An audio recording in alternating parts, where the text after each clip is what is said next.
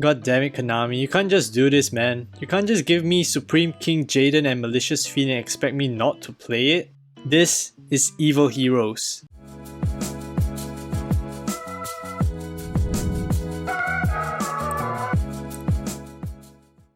Hey yo YouTube, Origami here, welcome back to the channel, and guess what?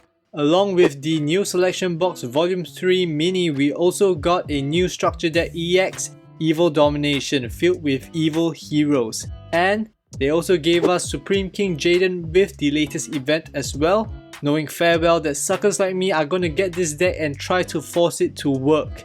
An early disclaimer, if you're looking for a good structured deck to get, we had 3 great ones just before this, most notably Rise of Gaia, which we did do a video on, go check that out, as well as Stardust Nexus and Blue Eyes Evolution. All of them are great ones to go for as well.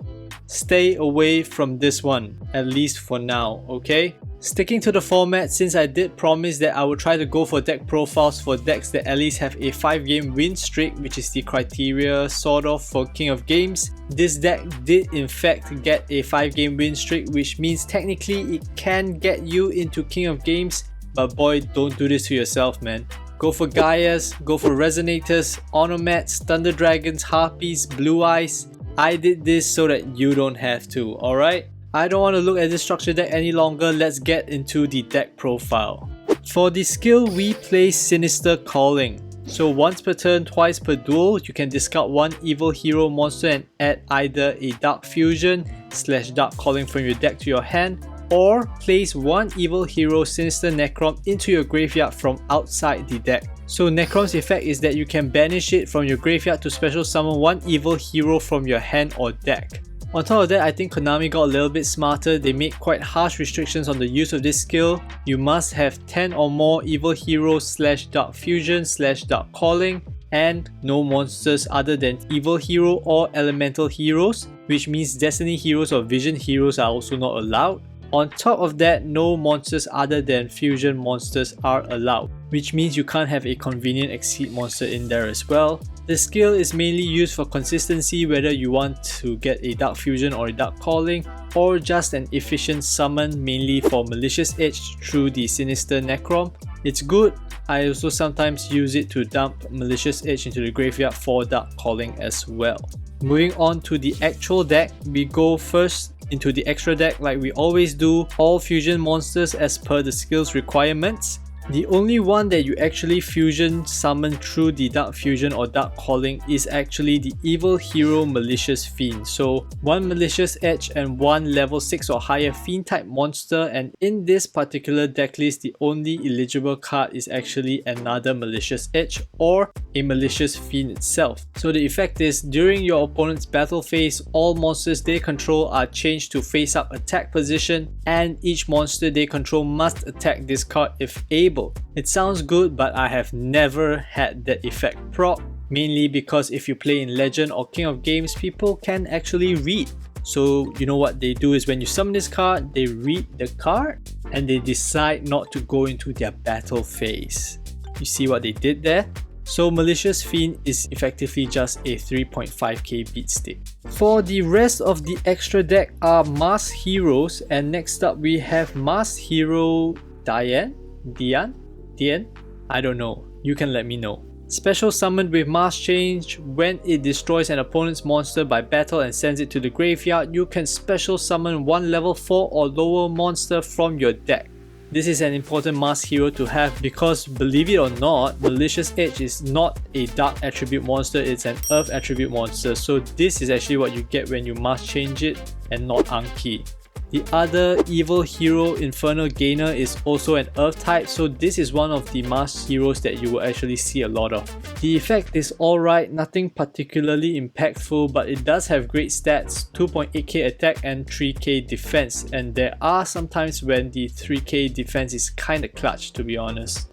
Next up, Masked Hero Anki, pretty much the best masked hero. The problem though is that you're rarely going to be using it because the only mask change target is Evil Hero Infernal Prodigy, which usually is just a tribute for Malicious Edge. If you actually summon Anki, probably things aren't looking good anyways, but then again, it never is when you're playing this deck. The last one we play is Mass Hero Goka, and the only mass change target it has is Malicious Fiend itself, which sounds stupid, but sometimes it does push lethal 1 extra attack. Most times it's not used at all, but when you need it for lethal, you feel stupid for not having it. One additional shout that I don't have it in my deck is Mass Hero Blast, and honestly it's a really good card. The mass change target for it is Elemental Hero Stratos, and when you special summon it, target one face-up monster your opponent controls, half its attack. Once per turn during either player's turn, you can pay 500 life points and target one spell or trap card your opponent controls and return it to their hand. So the reason that I don't have it is that it's a level 45 reward for Jaden/Yubel. I don't even have Yubel alone unlocked, so I don't have this card. Otherwise, I think it would be a great card to have in this deck, and you have to decide for yourself then what you want to drop for it. There's reason to run 2 of each of the fusions that I previously mentioned except Goka, so you have to weigh the pros and cons yourself. If you have Blast though, definitely try to add it in. With that, onto the main deck, the Edgelord himself, Evil Hero Malicious Edge. If your opponent controls a monster, you can tribute summon this card with 1 tribute. It also has piercing damage. That said, the best way to summon it is actually still through the Sinister Necron via your skill activation, or just using it as fusion material in your hand. When I first started playing the deck, I really wanted to use Malicious Fiend as much as possible, but since it's as good as a vanilla beatstick, I've started to like Malicious Edge more because it at least has piercing damage, which is really cool when you see what we're going to do with it. Next up, Elemental Hero Stratos. Typical in a hero deck, it allows you to find evil heroes to discard for your skill or use it to pop back row, whatever you like. If you have Mass Hero Blast, that will make it even better. Next up, Evil Hero Infernal Prodigy. If you have no monsters, you can special summon this card in face-up attack. You can't put it in defense as a meat shield, so take note of that. If you tributed this card to summon a hero monster, at the end phase draw a card. So like I said, this is tribute fodder for Malicious Edge.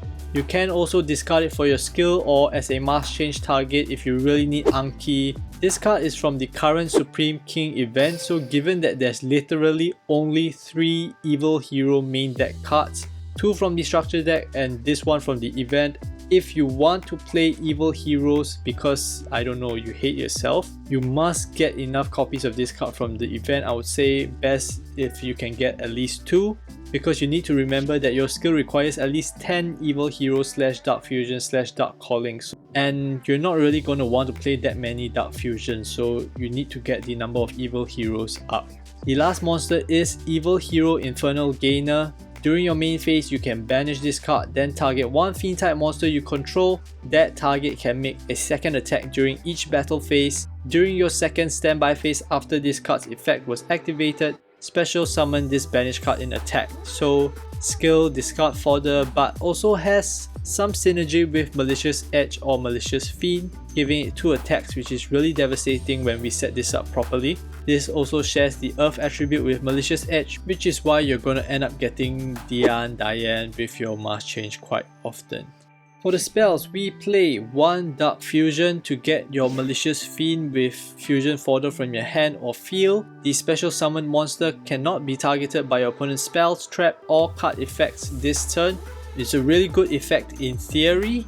The protection lets you set up really easily as well, but because our main target is Malicious Fiend, which requires 2 Malicious Edge in hand for this deck list, it's not often that we actually get to use Dark Fusion. More times than not, we actually end up using the next card, which is Dark Calling. So Dark Calling is similar to Dark Fusion, but instead of using cards from your hand and your field, you're banishing cards from your hand or your graveyard. It's mainly to get Malicious Fiend as well, but since your skill allows you to discard the Malicious Edge or summon it from your deck, getting Malicious Fiend through Dark Calling is way more common than getting it through Dark Fusion, but it doesn't give the Malicious Fiend the protection the way that Dark Fusion does. This next card, in my personal opinion, is actually what makes the deck even viable or even a little bit fun. Favorite Hero, and this card, believe it or not, is only available through another structure deck, Hero Generation. Komani in the house, man. Equip only to a level 5 or higher monster. This means Malicious Edge, Malicious Fiend or any of the mass heroes.